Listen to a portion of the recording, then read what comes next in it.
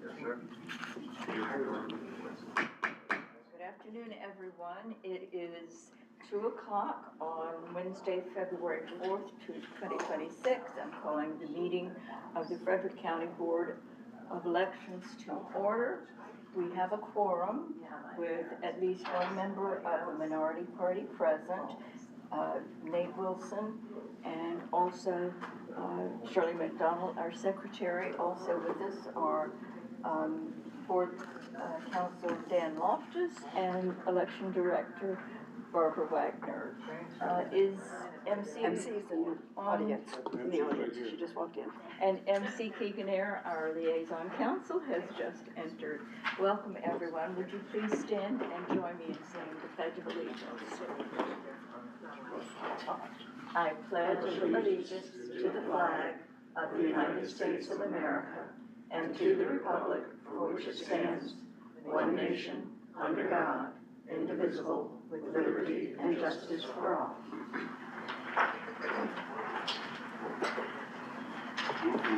Are there any additions or changes to the agenda? Very well. Any additions or changes to the board minutes of January 7th? If not, can I have a motion to approve them as written? So moved. Second. All in favor? Aye. Council liaison, any report for us?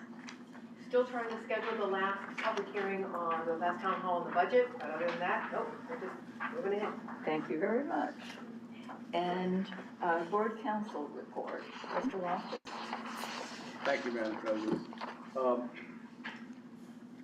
just want to give an update on the 4 cases that I mentioned at the last meeting. The first one is the United States versus Demarinis.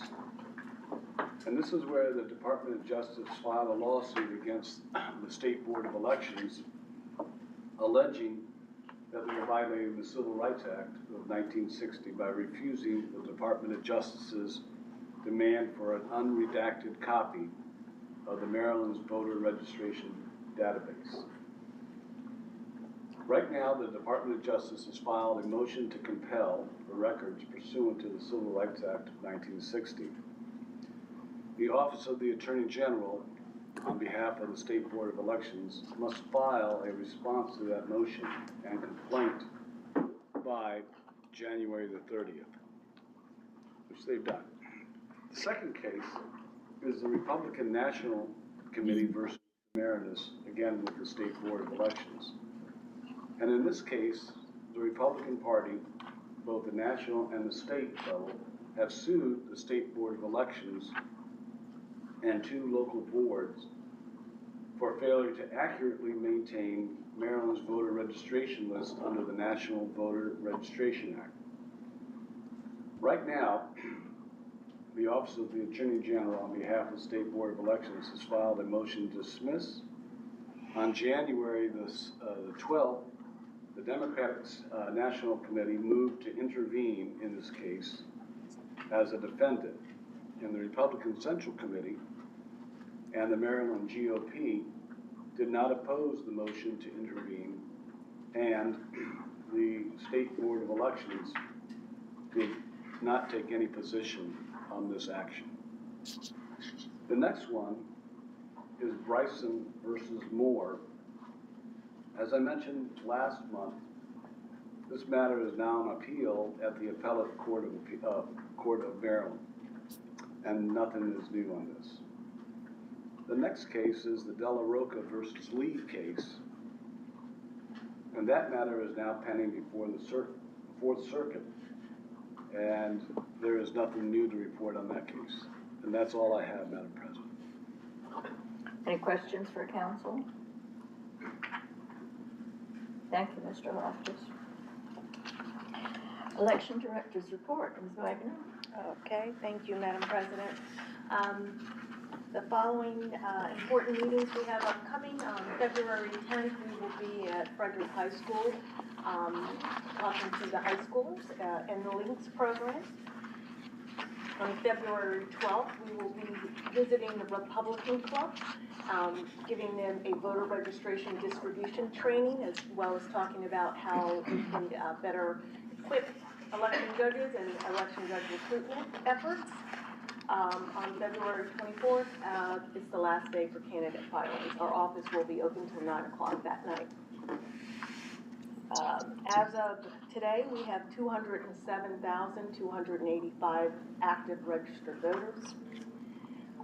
In January, we had additions to the county registration of 848, subtractions of 664, party affiliation changes 377, address changes within the jurisdiction 531, and name changes 684. A little bit about what we've been doing in administration. We are currently hiring a new election specialist for the election judge division. And we are continuing to process candidate filings up until the end of the deadline. All staff are in compliance with state and local trainings, security and cybersecurity trainings. And with the 2026 Maryland legislative session now in motion, new bills are being introduced in both chambers. Our team is conducting daily reviews of all legislation related to elections to ensure we stay ahead of potential impacts. We have been writing many fiscal notes this session already. In the voting system division, the Frederick County Board of Elections received approval of the 2026 election plan by the state board on Tuesday, January 22nd. This approval includes the evaluation and confirmation of all early voting and election day voting sites, verifying their compliance with state guidelines. It also includes formal approval of all 12 official drop-box locations. The voting system division has initiated the first 2026 charging cycle for electronic poll books, ensuring all voting equipment is in compliance with state battery guidelines. Concurrently, the team has prepared and tested the state-issued poll book training database for the upcoming 2026 elections. Voting system has also commenced with the State Board of Elections fiscal year 2026 annual inventory audit, which started February 1st, and we have until May 31st to complete an audit item of all state voting equipment. In the voting registration division, all of the audits have been complete, including the comprehensive audit, DHMH reports, the Century Club list has been completed, jury list has completed, so all of our list maintenance is up to date. They continue working on SOPs and continue meeting with other local boards around the state and our Maryland Association, Election Association officials.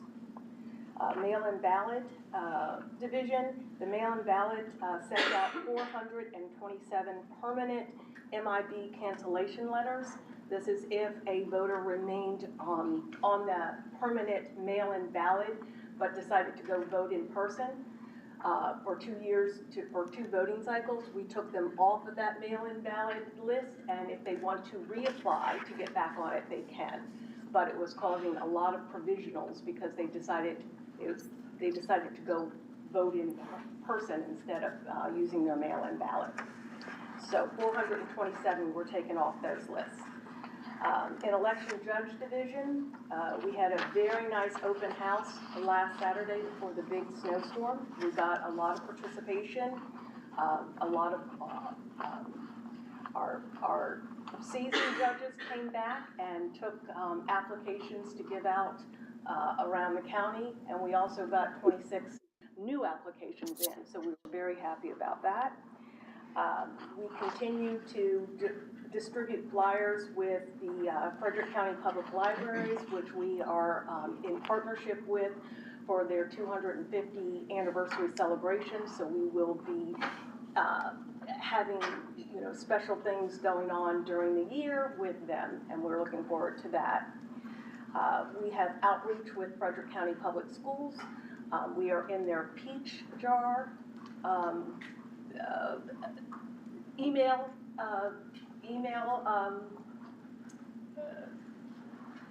program, which is more outreach to students. So apparently FCPS uses Peach Jar to get to their teachers and to their counselors and to their students and to the parents of the students. So we're very excited. They gave us a very nice deal. So we're still continuing to recruit students 16 years and older. Students 16 years and older can either earn money or student learning hourly credits if they want to become an election judge. The election judge manual has been approved by the State Board of Election and has gone to the contractor for printing. So training does start on March the 2nd. So we look forward to getting those manuals back and training beginning. The breakdown of the election judge applications as of February 4th, we have 536. Of those 536, 341 are returning.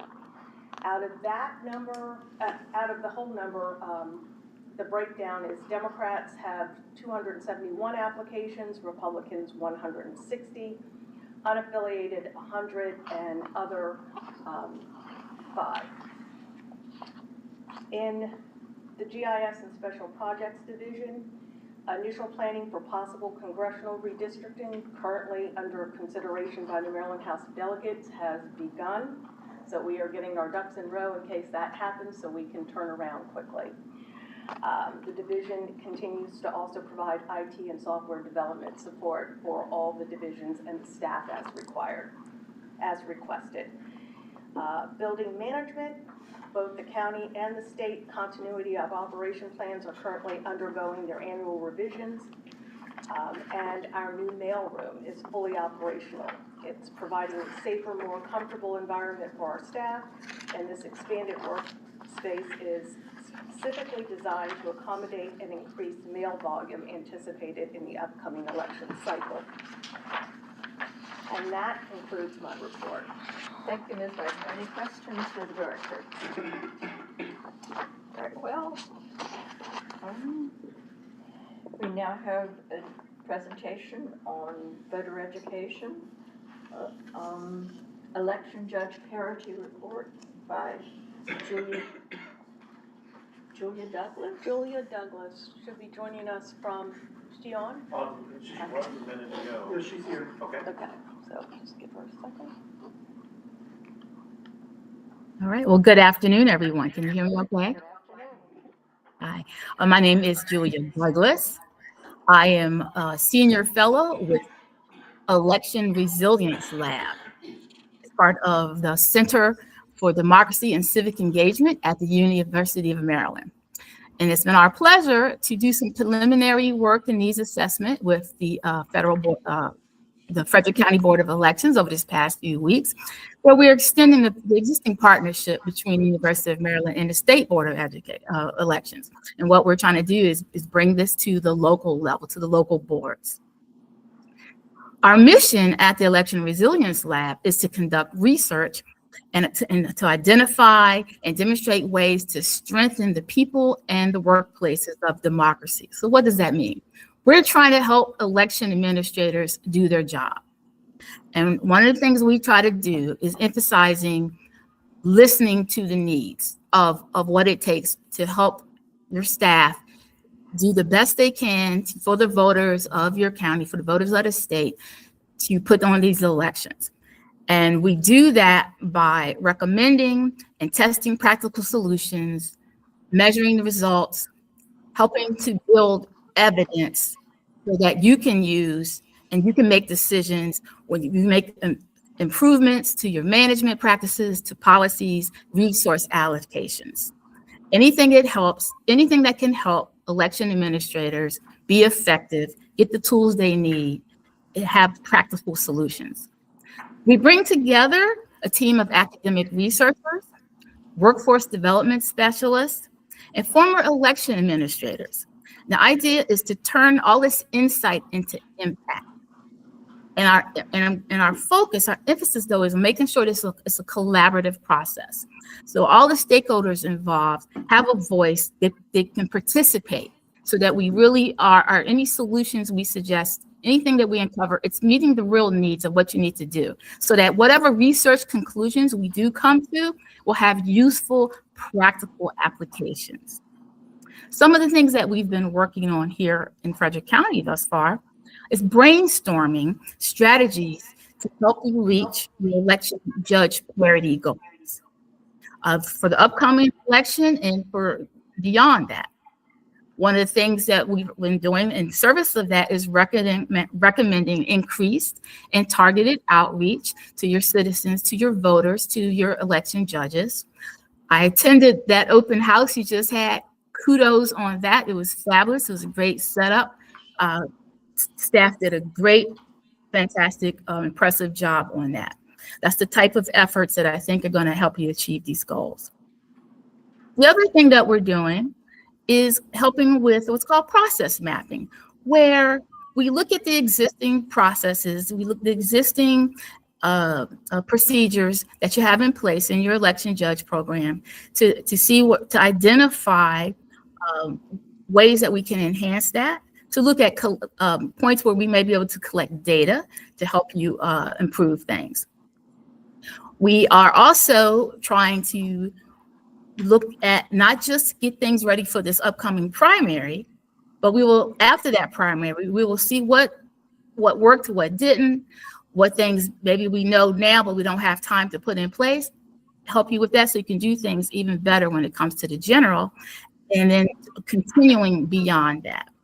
So overall, we are proud to be in this partnership with the county, with the staff. We look forward to doing everything we can to make this a successful election, and we're here to help is our main goal. Thank you for giving me this time today to introduce the Election Resilience Lab and the work that we do, and to just to let you know about this partnership we've entered into with Frederick County. Thank you. Thank you so much, Ms. Douglas. Any questions for our visitor? All right, thank you again. Thank you. Good afternoon.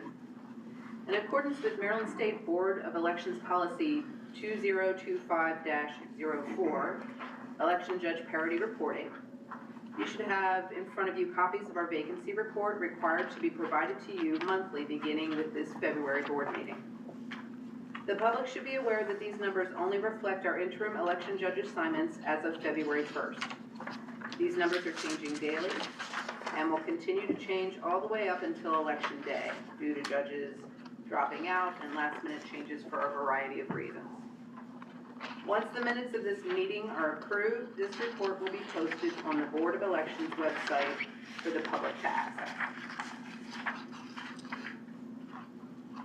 Thank you, Erin. Thank you. Is there any old business? In new business, we have a new employee to swear in.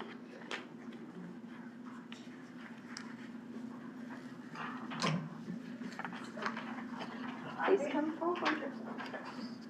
Happy if you would come forward. Thank you. Welcome. Thank Would you raise your right hand? And when I ask you, when I say aye, please state your name, and then I will read the oath, and you will at the end say that you do.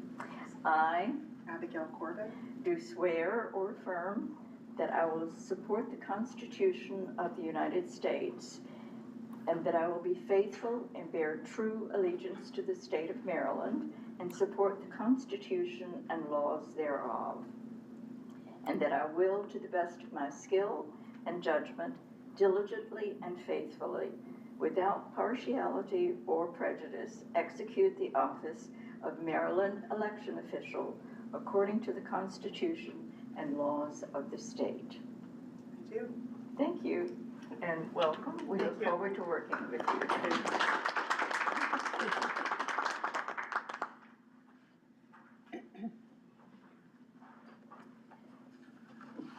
The next item of business has to do with delegation of duties for the 2026 gubernatorial elections. We have some draft wording to consider. Anthony's gonna. Thank you, Madam President. Yes. Anthony Gutierrez, Deputy Director. In accordance with the directive from the board, in 2025, we're presenting these items for your consideration at your next meeting. So you have approximately a 30-day period to look at them and consider them.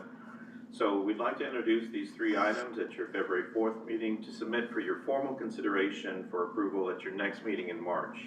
Item number 1, that the board delegate the appointment of election judges for the 2026 elections to the election director, provided that the director comply with State Board Policy 2025-04, election judge parity reporting, and give a statistical report at your regular board meetings, which includes the polling place and party breakdown by election judge type. Second, that the board would approve paying our 2026 primary and general election judges extended hours pay in the event that early voting centers or election day polling places are ordered to stay open beyond the 8 p.m. closing time. They would be paid a prorated amount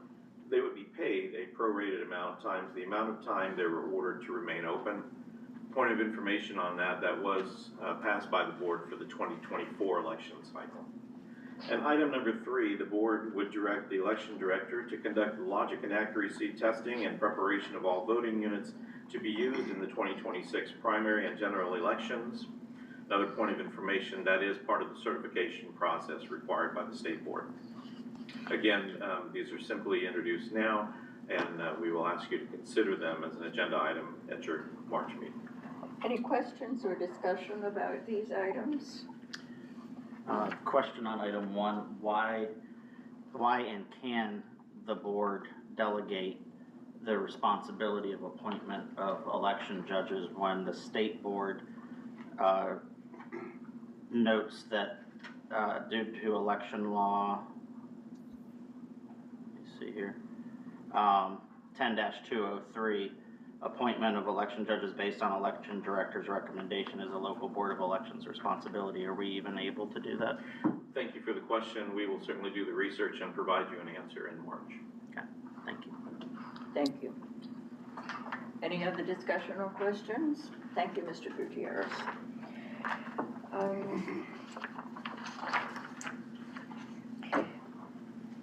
I assume that each of you has received notice from the State Ethics Board for the requirement for the 2026 filing, and make sure that that is done by April the 30th. I have completed mine, you've done yours, and I'm sure Mr. Wilson will have that done by April, correct? Yep. Thank you very much. Any disclosures to be made this month? None. Okay. The next meeting will be on March 4th. I think it's March the 4th. Yes. March the 4th at 2 p.m. if that Early. is We gotta be here at 1:45 so that we can be sworn in. correct. Thank you, Shirley. We need to be here at 1:45 to be sworn in as Board of Canvassers for the primary. Make sure you get that on your calendar, 1:45. And public comment today will be first Mr. Slater.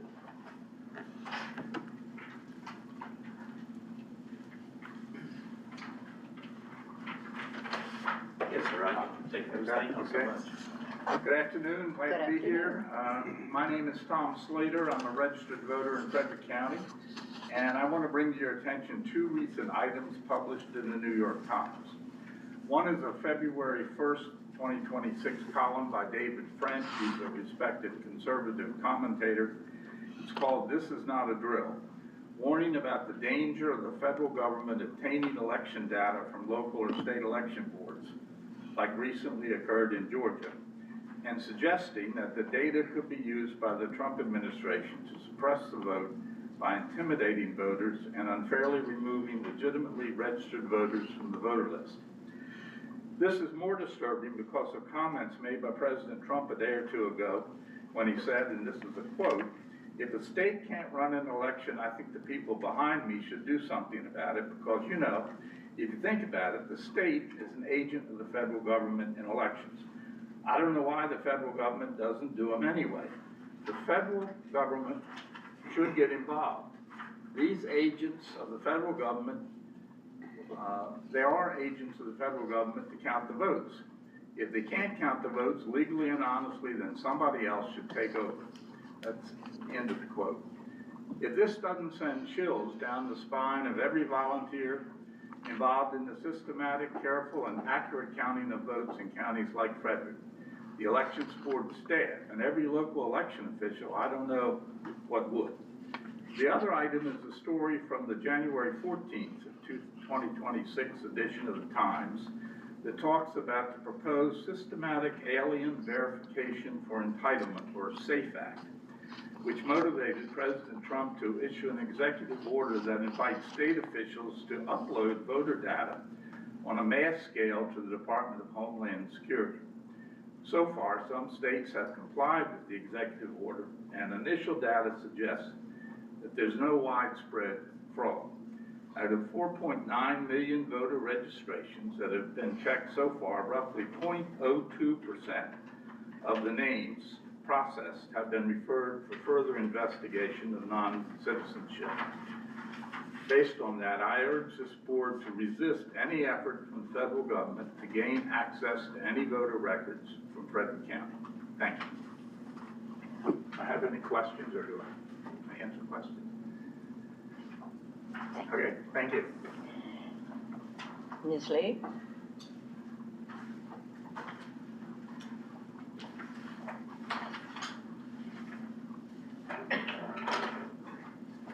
So I didn't realize that Mr. Slater's comments was going to almost mirror mine, but that's actually great in the course of things. So my name is Mary Lee, that's my first and last name. I'm the chair of the Democratic Party here in Frederick County. I stand before you today with these comments. This past Sunday, the president suggested that the Republicans should take over the voting and nationalize elections in 15 places at least to protect the party from being voted out of office. In response to a reporter's question, the Speaker of the House said, "This president is expressing his frustration about the problems that we have in some of these blue states where election integrity is not always guaranteed." Last week, a Republican representative introduced a Make Elections Great Again Act bill that will require all mail ballots to be received by the election office before polls close and impose other restrictions. Let's also not forget about the United States Postal Service new delayed postmark rule. And in these monthly board meetings, I've repeatedly heard public commenters share similar views on the necessity of fair and integrity-driven elections. You've heard me say this before, and I'll continue to say again, here and elsewhere, that Frederick County and Maryland's elections are already fair and integrity-driven. No matter how many people stand before you or anywhere else and make bogus claims, that doesn't make them true. True facts matter, not alternative facts. Fact, over 60 court cases were filed after the big 2020 election was stolen live. Some cases were withdrawn, but many courts found no merit, indicating that Trump lost due to widespread fraud, or in the case of Kari Lake, when she filed her claim for the same reasons. The staff at the Board of Elections here in Maryland and Frederick County and across blue states have conducted themselves and their elections as voters have trusted for years. Again, it was only after this big lie that people began attacking the election offices and sowing seeds of doubt to try and discredit outcomes. I appreciate the hard, mostly thankless work that you all do and the staff do to ensure elections are safe, secure, and conducted with integrity. I also appreciate the Moore administration and Attorney General Anthony Brown and State Board for the pushback against such false claims and power overreach. Thank you. That concludes the business of the open meeting today, and I ask for a motion to adjourn the regular meeting in accordance with the authority granted under an annotated Code of Maryland, General Provisions Article Title III, Open Meetings Act, Subtitle III, Open Meetings Requirements, Section 3305. we will go into executive session according to 3305B1 to discuss the appointment, employment, assignment, promotion, discipline, demotion, compensation, removal, resignation, or performance evaluation of appointees, employees, or officials over whom this public body has jurisdiction, any other personnel matter that affects one or more specific individuals. And we will be doing this in closed session in order to protect the privacy of anyone who might be named in the discussion. Thank you for attending today. We appreciate your attendance and your interest in the work of the Frederick County Board of Elections. Need a motion? You need a motion? And a motion, please, Motion as stated. and a second. Second. All in favor? Aye. The meeting is adjourned. Thank you.